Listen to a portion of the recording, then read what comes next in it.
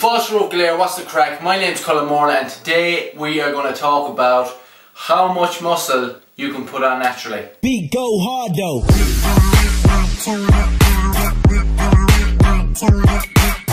We're going to see what the research says. Kouri et al. 1995 did a study on this. I hope I pronounced that right. And what we're going to refer back to over and over is fat-free mass index, okay? FFMI. And it's exactly what it says on the tin. Fat-free mass. So, we have two groups. We have our natural group who aren't on any steroids, and we have our enhanced group who will be on anabolic steroids. 74 people in the natural group, 84 in the enhanced.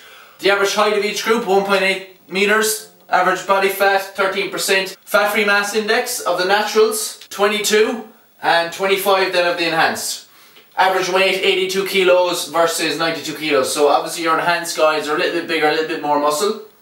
To look into that in more detail and find the maximum potential, we look at the upper limit of the FFMI, okay, and we find that the naturals have an upper limit of about 25 and the enhanced an upper limit of about 32. Before we go any further, we're going to go through a brief history of anabolic steroids. In the 30s is when research began, and we had our first human trial in 1937, that followed by a conclusion in 1939 that they potentially enhance our performance. Scientists were kind of catching on to this drug back then. First production was 1935, however at that time there was massive cost involved, so there was no way that someone could afford a whole pile of this stuff for personal use. In 1945 production costs had come down and it was potentially available on the west coast. That's the west coast of America now, not the west coast of Ireland. The first report of its use in the lifting community, 1952. We have to remember this is happening in the 1930s and there's no internet, information doesn't travel as fast.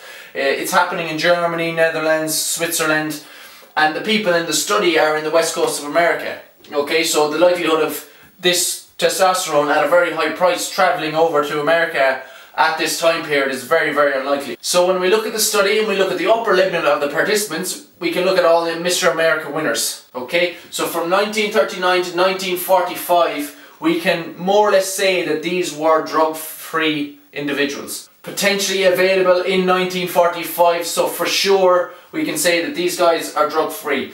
What do we see? FFMI average of about 24.9 in our Mr. America winners, and upper limit of 27.3.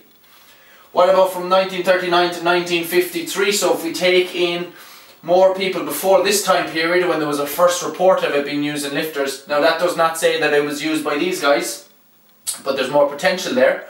So these guys are likely to be drug-free. We see an FFMI of average of 25.6 and upper limit of 28.